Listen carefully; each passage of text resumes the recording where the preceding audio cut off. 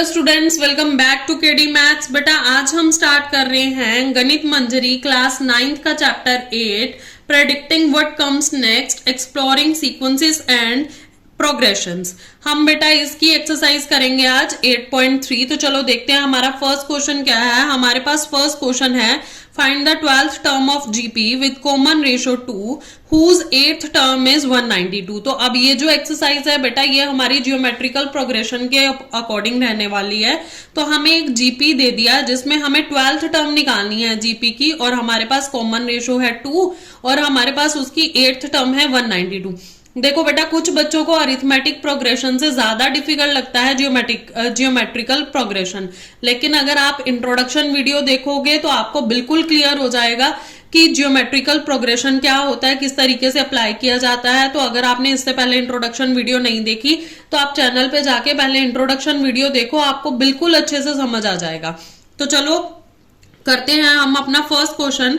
देखो हमारे पास जो जो गिवन है ना पहले वो लिख लेते हैं। सबसे पहले हमें दे रखा है कॉमन रेशो लिख लेते हैं हम 2, और हमारे पास 8th टर्म दे रखी है। ठीक है, 8th टर्म है, इसको हम T8 से इंडिकेट करेंगे, ये है 192।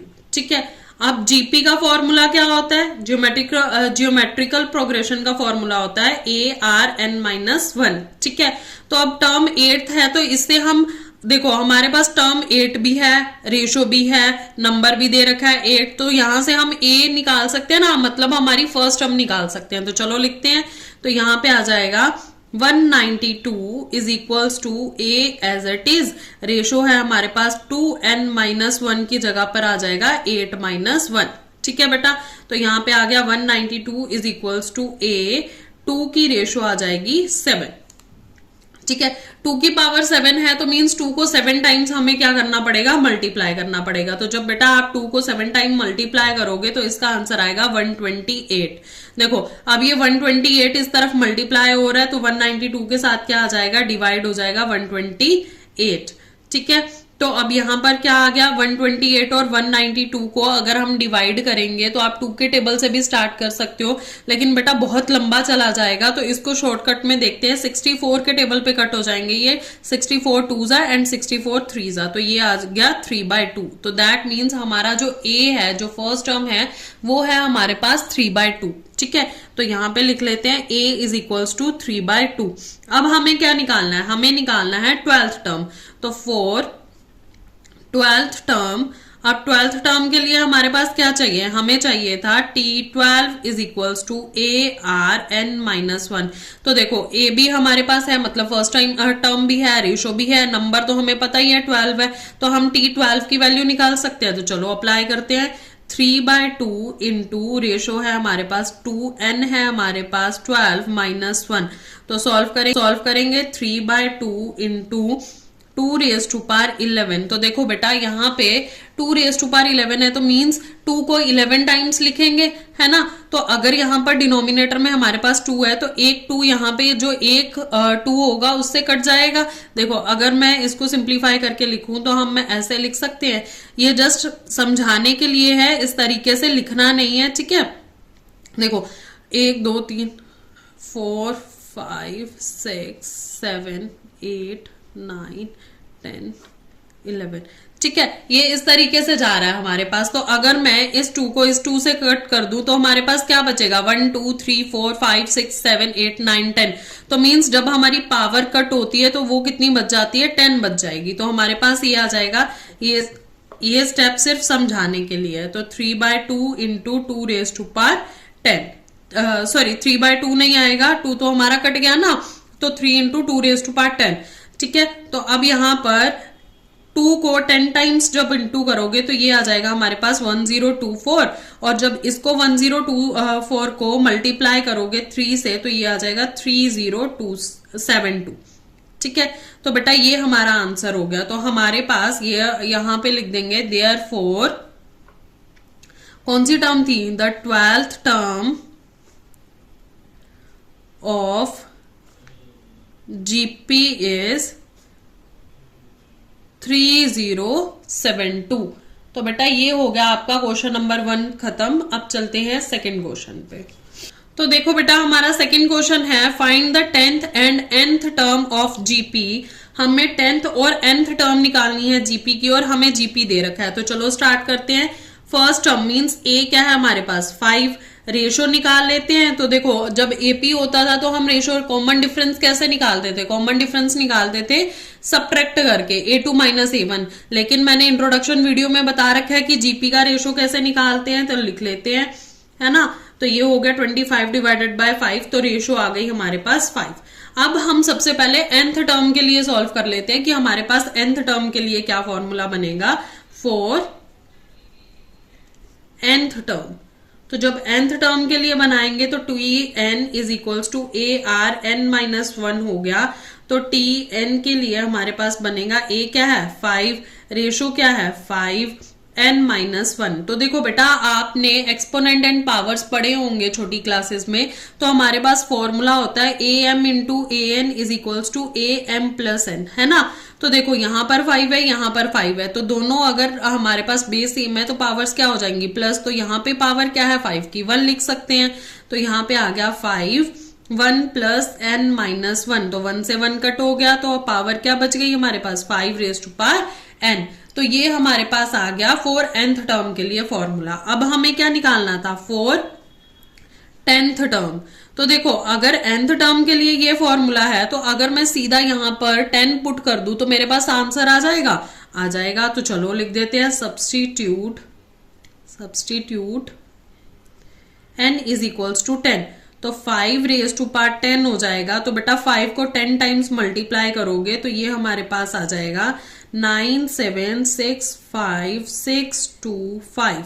ये हमारे पास आ जाएगा आंसर 97,65,625। तो ये हमारे पास आ गया हमारा आंसर नंबर सेकंड। तो चलो देखते हैं अब नेक्स्ट क्वेश्चन नंबर थर्ड। तो बेटा हमारा क्वेश्चन नंबर थर्ड है a sequence is given by the recursive rule.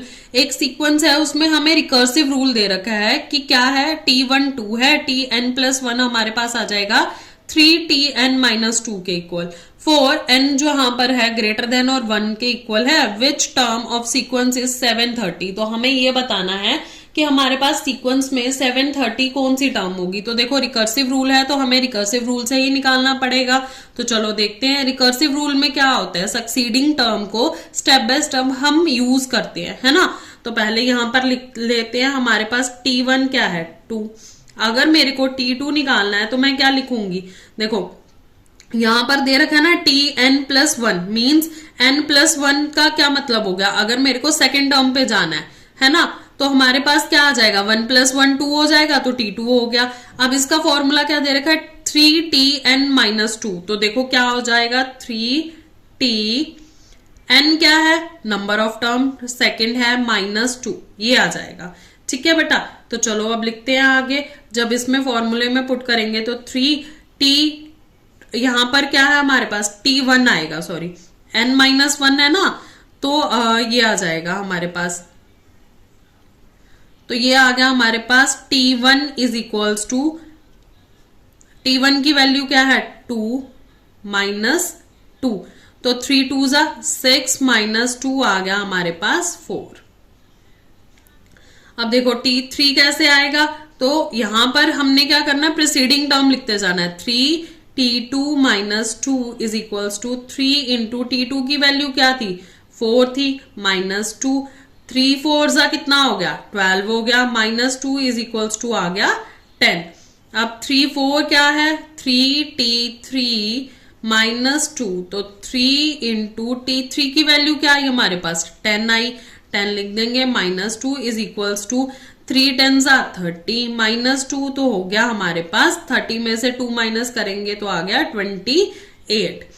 T5 की भी देख लेते हैं। तो 3T4 -2 is equals to 3 into 28 -2। तो 28 इंटू 3 करोगे बेटा तो हमारे पास आ जाएगा 84।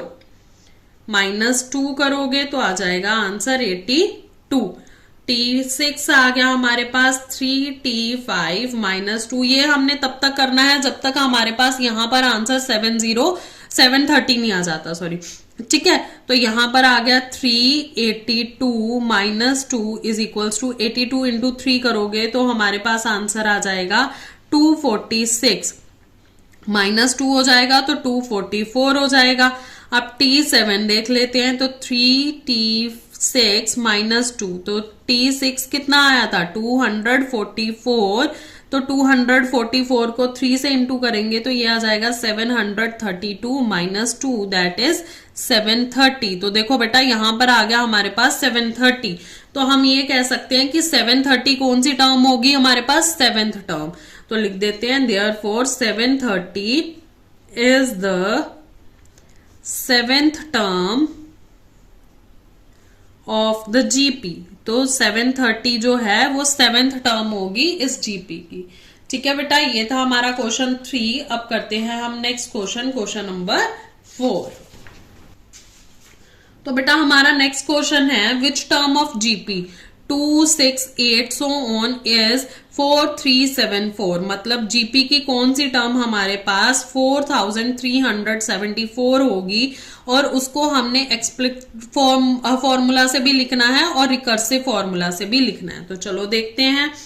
सबसे पहले हमारे पास जीपी क्या है, जीपी है 2, 6, 18 एंड सो ऑन। ए हमारे पास क्या आ गया 2 आ गया। कॉमन रेशो निकाल लेते हैं, common ratio is equals to 6 divided by 2 तो आ गया 3। ठीक है, अब हमारे पास Tn का फॉर्मूला क्या होता है ARn-1। तो चलो लिख देते हैं। Tn तो हमें पता ही है क्या है, हमारा जो हमें टर्म पूछी गई है वही Tn है। A हमारे पास 2 है, रेशो हमारे पास 3 है, n हमने सॉल्व करना है। तो ये 2 देखो इस तरफ इंटू हो रहा है, दूसरी तरफ जाएगा तो क्या हो जाएगा डिवाइड हो जाएगा। तो 2 डिवाइड हो गया 3 raise to power n-1। 2 1s are 2, 2 2s are 4, 2 1s are 2, यहाँ पर 8 एंड 7। तो ये हमारे पास आ गया 2187 is equals to 3 raise to power n-1। देखो बेटा अब यहां तक तो क्वेश्चन सॉल्व हो गया। अब नेक्स्ट क्या करना है, तो अगर नेक्स्ट देखना है तो हम इसके फैक्टर बनाएंगे और फैक्टर बना के हम ये देखेंगे कि इसमें क्या टर्म आती है। तो जब आप इसके फैक्टर बनाओगे ये आ जाएंगे 3 रेज टू पावर 7, मतलब 3 के टेबल पे ये 7 टाइम्स डिवाइड हो जाएगा। ठीक है, तो यहां पर भी हमारे पास 3 रेज टू पावर n-1 है। तो देखो ये 3 दोनों पावर सेम है, तो ये हम क्या कर सकते हैं कट कर सकते हैं या इस तरफ ले जाके डिवाइड कर देते हैं, तो सेम ही बात है। तो हमारे पास क्या बचा 7 is equals to n-1। n इस तरफ आ जाएगा, 1 इस तरफ आ जाएगा तो क्या हो जाएगा 8। तो n की वैल्यू क्या आ गई 8। तो यहां से हमें ये समझ में आ गया कि हमारी ये जो टर्म थी 4374 थी, ये कौन सी टर्म थी, is the 8th term of GP. ये हमारे पास जीपी में 8th टर्म थी।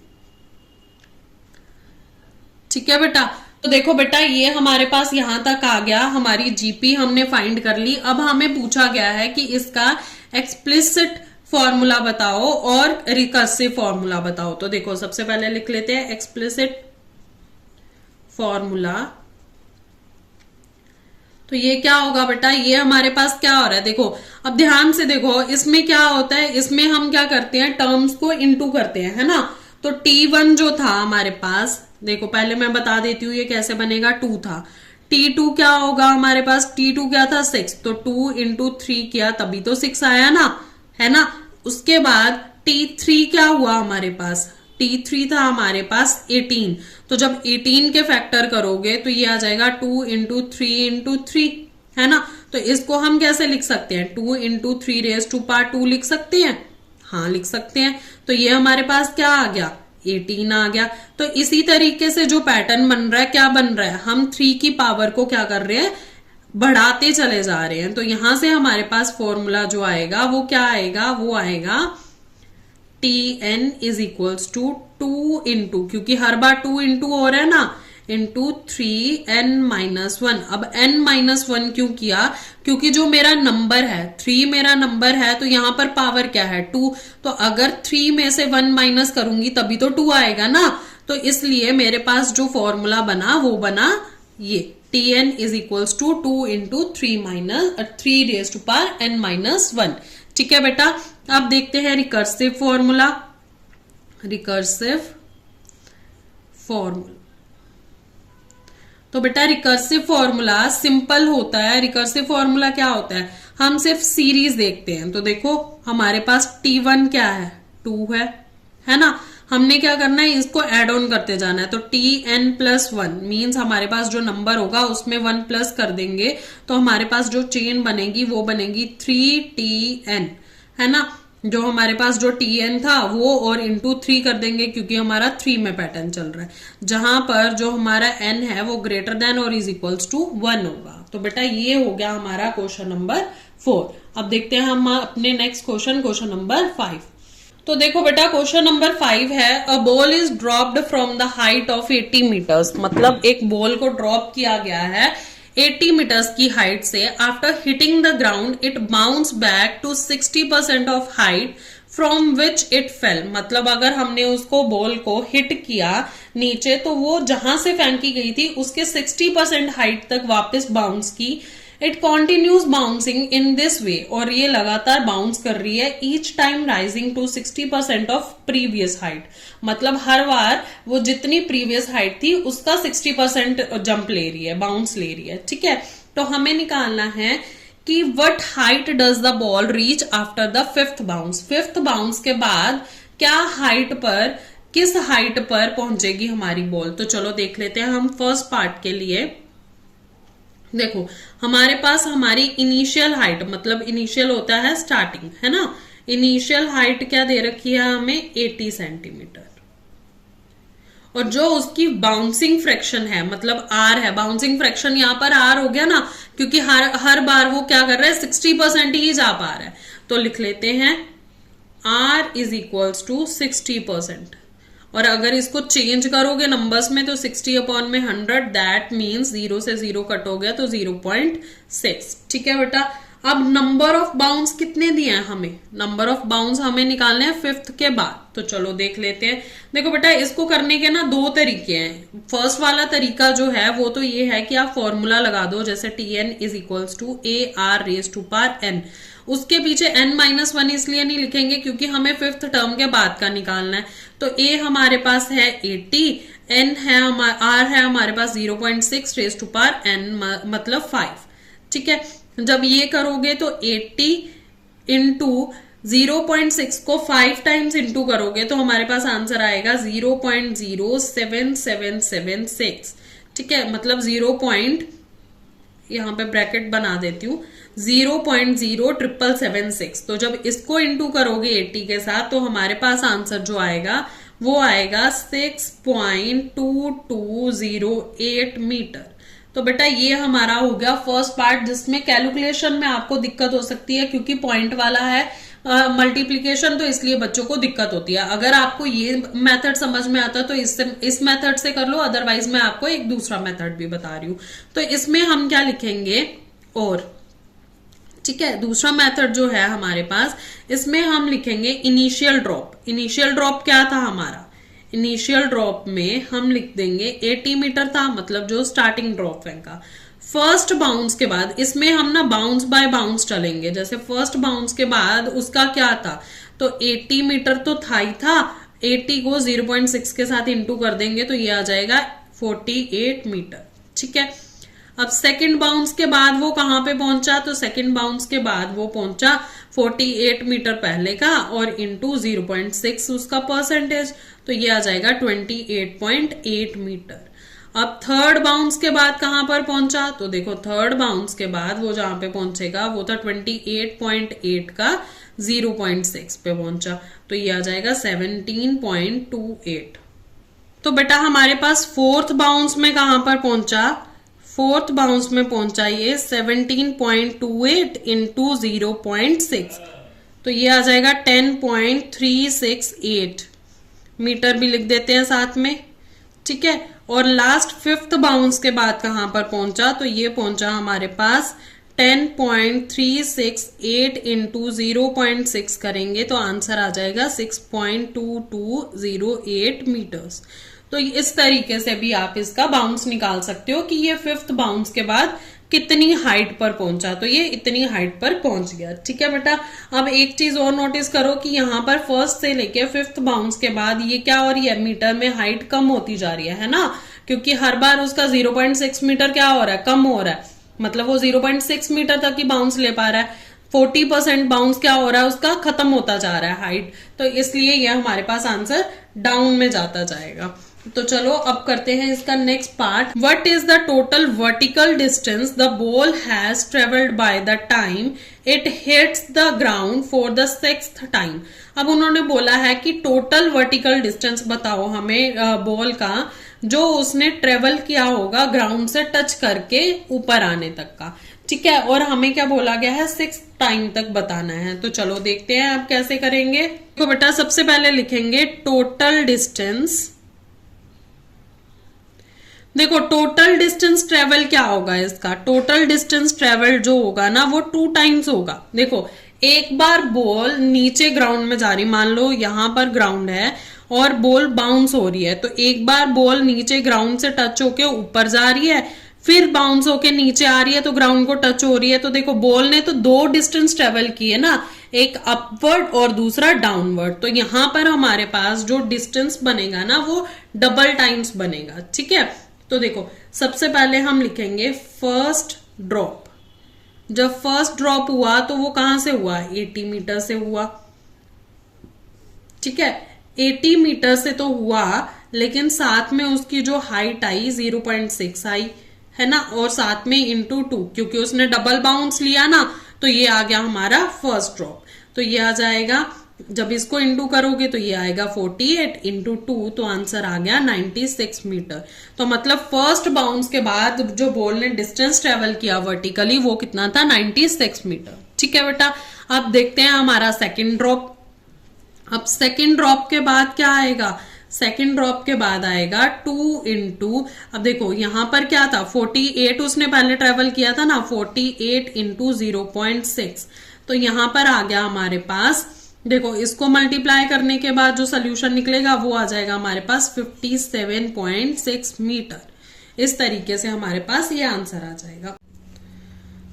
तो बेटा थर्ड ड्रॉप में जो आएगा हमारे पास, थर्ड ड्रॉप में जाएगा 2 इंटू, हमारे पास क्या थी थर्ड हाइट, हमारे पास आई थी 28.8 इंटू 0.6। तो देखो 28.8 को मल्टीप्लाई करोगे 0.6 से तो ये आएगा 17.28। तो इसको किया तो हमारे पास आंसर क्या आ गया, 34.56 मीटर। ठीक है, अब नेक्स्ट चलते हैं फोर्थ ड्रॉप पे। तो फोर्थ ड्रॉप पे क्या होगा, 2 इंटू 17.28 इंटू 0.6, तो 78.28 को 0.6 के साथ इंटू किया था लास्ट हमने, तो हमारा आंसर क्या आया था, आंसर था 10.368 है ना, और जब इसको 2 से इंटू करोगे तो आंसर आ जाएगा 20.736 मीटर। अब लास्ट है हमारे पास फिफ्थ ड्रॉप। तो फिफ्थ ड्रॉप क्या आती है हमारे पास, 2 इंटू 10.368 इंटू 0.6। तो जब हमने 10.368 को इंटू किया था 0.6 से, तो हमारे पास आया था 6.2208। अब इसको 2 से इंटू करेंगे तो ये हमारे पास आ जाएगा 12.4416 मीटर। ठीक है, ये हमारे पास आ गया। अब हमें टोटल डिस्टेंस निकालना है, तो ये तो first second third fourth fifth bounce के बाद का डिस्टेंस आया, तो इन सबको ऐड करेंगे तो हमारे पास क्या आ जाएगा, टोटल डिस्टेंस। तो लिख लेते हैं टोटल डिस्टेंस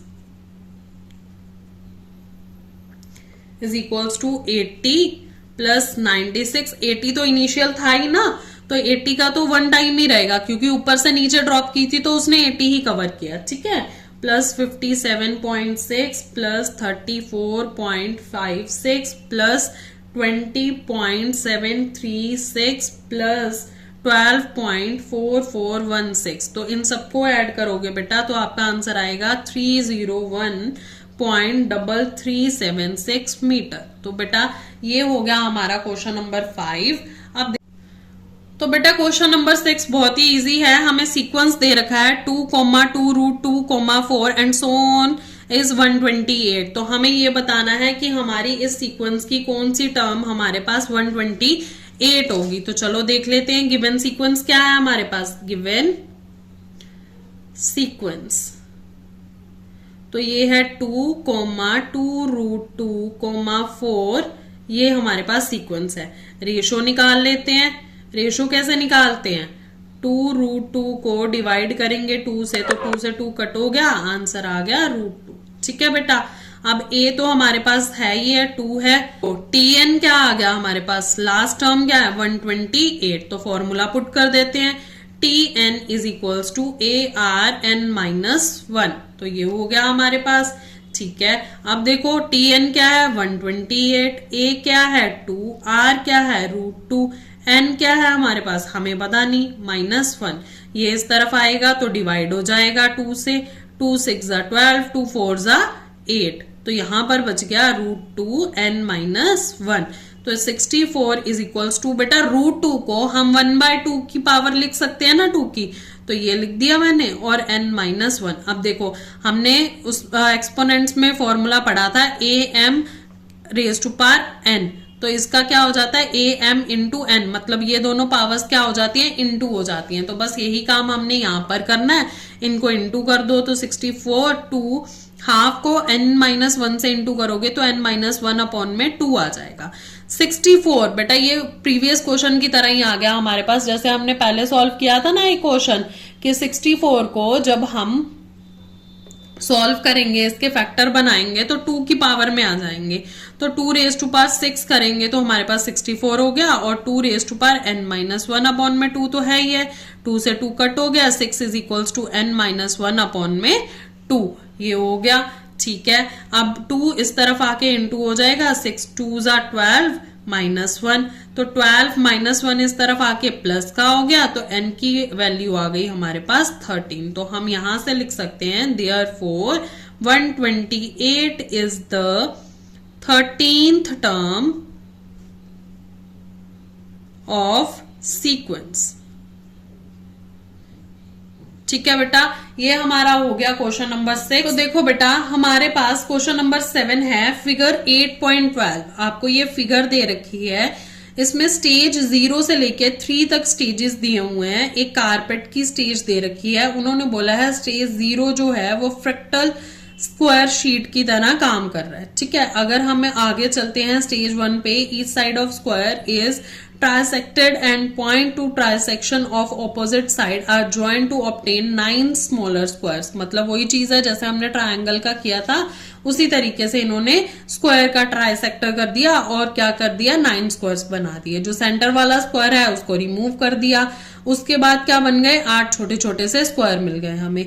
नेक्स्ट स्टेप में भी वही होगा, जो 8 छोटे छोटे से स्क्वायर बने हैं उनमें भी सेम प्रोसीजर चला के उसके 8 छोटे छोटे स्क्वायर, और देन इस तरीके से चलता जाएगा।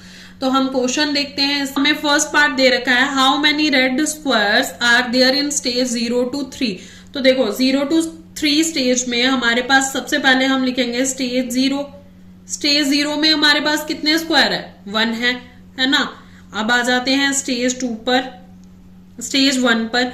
तो स्टेज 1 में कितने हैं 8 है ना, क्योंकि 1 जो सेंटर वाला था वो तो हमने रिमूव कर दिया, तो 8 हो गया। स्टेज 2 में कितने आ जाएंगे, स्टेज 2 में जैसे हमारे पास यहां पर 8 थे, हर एक बॉक्स ने 8 बॉक्सेस और प्रोड्यूस किए, मतलब 8 बॉक्सेस में और वो कन्वर्ट हो गया, तो 8 into 8 कितना हो गया 64। और स्टेज 3 में क्या हुआ, जो 64 बॉक्सेस थे उन्हीं से 8 बॉक्सेस और बने, तो हमारे पास आंसर आ जाएगा 512। तो ये हमारा हो गया बेटा फर्स्ट पार्ट कंप्लीट, कि हमारे पास हमने बता दिया कि 0 1 2 3 स्टेज में कितने कितने बॉक्सेस थे। सेकंड पार्ट है हमारे पास, इन्होंने बोला है can you predict the number of red squares in stage 4 and 5। तो क्या आप स्टेज 4 और स्टेज 5 के प्रेडिक्ट कर सकते हो, तो हाँ बिल्कुल कर सकते हैं। देखो कैसे कर सकते हैं, स्टेज 4 में क्या आएगा हमारे पास, जो थर्ड स्टेज थी 512 वाली, उसको हम 8 से इंटू कर देंगे तो हमारे पास स्टेज 4 का आ जाएगा। तो ये आ गया 4096।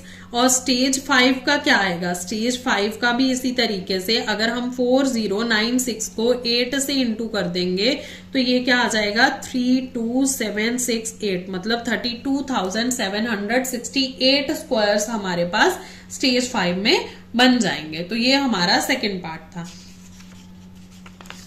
अब नेक्स्ट है बेटा third part, can you find a rule for a number of red squares at the end stage. हमें एंड स्टेज के लिए नंबर रूल बताना है क्या होगा, और हमें क्या बताना है? एक्सप्लिट और रिकर्सिव फॉर्मूला से भी बताना है। तो चलो देखते हैं। देखो सबसे पहले नंबर ऑफ रेड स्क्वायर्स जो है एंड स्टेज के लिए उनको लिख देंगे RN, ठीक है। अब ये तो हो गया फॉर एंड स्टेज, ठीक है। R0 पे हमारे पास 1 था, R1 पे हमारे पास 8 था, R2 पे हमारे पास 64 था, R3 पे हमारे पास 512 था। ऐसे ही चल रहा है ना। तो फॉर यहां से हमें जीपी मिल गया हमारा 1, 8, 64, 512 एंड सो ऑन। इस तरीके से हमारी जीपी बन गई। अब देखो ए हमें मिल गया 1, रेशो हमें मिल गई 8, क्योंकि 8 की रेशो से चल रहा है ना। डिवाइड करेंगे या मल्टीप्लाई करेंगे, तो ये 8 ही रहा है ना, 8 से इंटू करते जा रहे हैं। जब डिवाइड करेंगे तो आंसर 8 आ जाएगा। तो चलो हम देख लेते हैं हमारा एक्सप्लिसिट फॉर्मूला। तो इसमें क्या आ जाएगा हमारा? देखो इसमें सिंपल सा फॉर्मूला होता है TN is equals to AR raise to power n। तो हमारे पास क्या आ गया? TN क्या है हमारे पास? RN। A क्या है हमारे पास? 1। रेशो क्या है? 8। n तो हमने n ही रखना है, तो RN जो है वो क्या हो जाएगा हमारा? 8 रेज़ टू पावर n। ये हो गया हमारा इसमें। और रिकर्सिव फॉर्मूला में देख लो हम किस तरीके से निकालेंगे रिकर्सिव फॉर्मूला। तो इसमें जो R0 है उसमें है हमारे पास 1, है ना।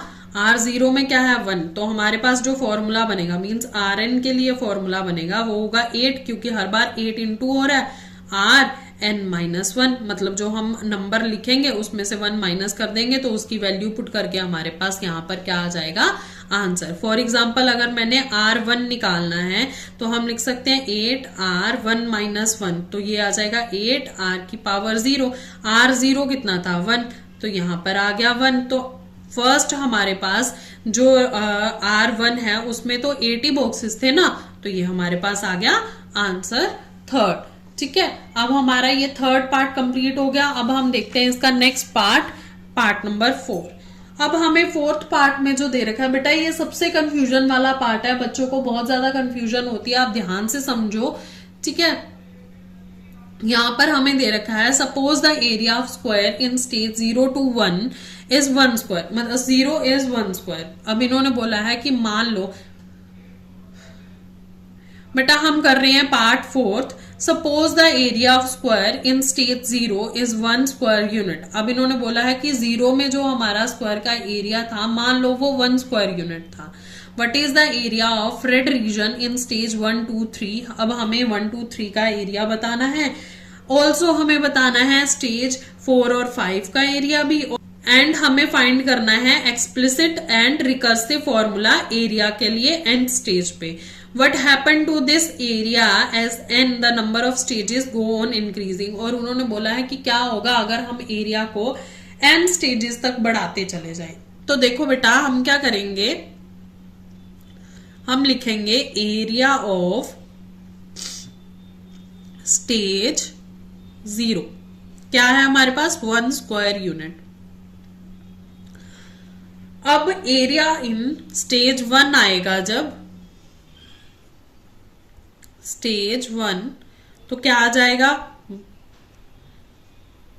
A0 जो था वो 1 था, तो A1 इंटू 8/9। अब देखो बेटा बहुत सारे बच्चों को ये समझ में नहीं आता कि 8/9 कहां से आया। तो देखो जब हमने A1 बनाया, मतलब जो हमारा बॉक्स 1 था उसमें क्या किया था हमने, मतलब यहां पे A0 लिख दो। A0 का जो हमारे पास जो वो था एरिया था उसमें से हमने 8/9 मतलब 9th पार्ट के 8 बॉक्सेस को रखा ना। फ्रैक्शन अगर देखोगे तो 9 हमारे पास स्क्वायर्स बने थे, उसमें से हमने 8 स्क्वायर्स को रखा, 9th तो हमने बाहर निकाल दिया था, तो हम 9 में से 8 स्क्वायर का एरिया ही निकाल रहे हैं ना, तो ये हो जाएगा हमारे पास 1 इंटू 8 अपॉन में 9। तो ये हमारे पास आंसर आ गया 8/9। ठीक है, अब इसी तरीके से जो एरिया है स्टेज 2 का, वो क्या आ जाएगा, एरिया ऑफ स्टेज 1 इंटू 8/9। क्यों स्टेज 1? क्योंकि हमारे पास जो स्टेज 1 का एरिया था उसी में तो 8/9 हमने वो किया था ना, 9th पार्ट उसका निकाल दिया था, तो इसलिए 8/9 इंटू 8/9 हो गया, तो 8 8 जा 64, 9 9 जा 81। ठीक है, अब नेक्स्ट आ जाएगा एरिया ऑफ स्टेज 3, तो ये भी ऐसे ही आ जाएगा एरिया ऑफ स्टेज 2 इंटू 8/9। तो ये करोगे तो 64 अपॉन में 81 इंटू 8/9, तो 8 का क्यूब क्या होता है 512 और 9 का क्यूब क्या होता है 729। तो ये हमारे पास आ गया एरिया। ठीक है, अब आगे उन्होंने क्वेश्चन पूछा था कि क्या आप स्टेज 4 और स्टेज 5 का निकाल सकते हो, तो इसी के साथ हम निकाल लेते हैं एरिया ऑफ स्टेज 4। तो स्टेज 4 में क्या हो जाएगा A3 इंटू 8/9, तो मतलब एरिया जो है थर्ड का वो था 512 अपॉन में 729 इंटू 8/9, तो ये आ जाएगा बेटा इंटू करने के बाद 4096 अपॉन में 6561। ठीक है, अब लास्ट हमारे पास बच गया, हमने निकालना है एरिया ऑफ स्टेज 5। तो ये आ जाएगा एरिया ऑफ स्टेज 4 इंटू 8/9, तो ये आ गया 4096 अपॉन में 6561 इंटू 8/9, दैट इज 32768 अपॉन में 59049। तो बेटा ये हमने पांचों स्टेजेस के क्या निकाल दिए, एरियाज।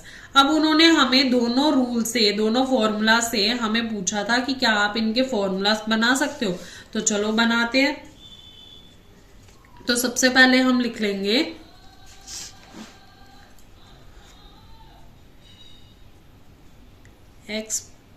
Explicit formula. तो देखो हमारे पास जो फॉर्मूला की जो चेन बनी वो क्या बनी, सबसे पहले बनी 1, फिर 8/9, देन आ गया हमारे पास 64/81, फिर आ गया 512 अपॉन में 729। तो ये तो एक जीपी बन गई ना हमारे पास। इसी तरीके से चल रही थी, तो ए हमारे पास 1 है, आर जो था 8/9 हर किसी में इंक्रीज हो रहा था। ठीक है, तो 4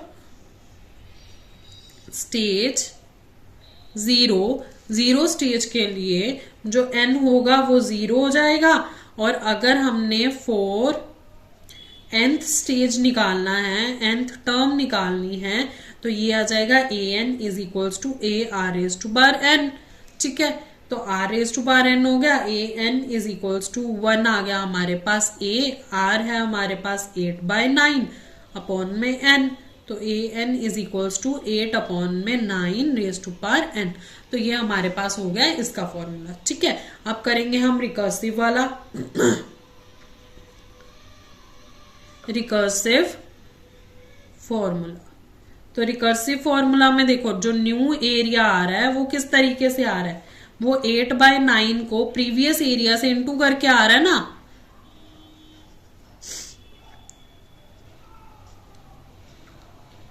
तो देखो an क्या बना हमारे पास 8/9 इंटू an-1। अगर n हमारे पास, जैसे मान लो मैंने सेकंड टर्म का निकालना है, तो यहाँ पे प्रीवियस क्या होगा, सेकंड -1 a1 का एरिया पुट करके, तो ये आ गया हमारे पास।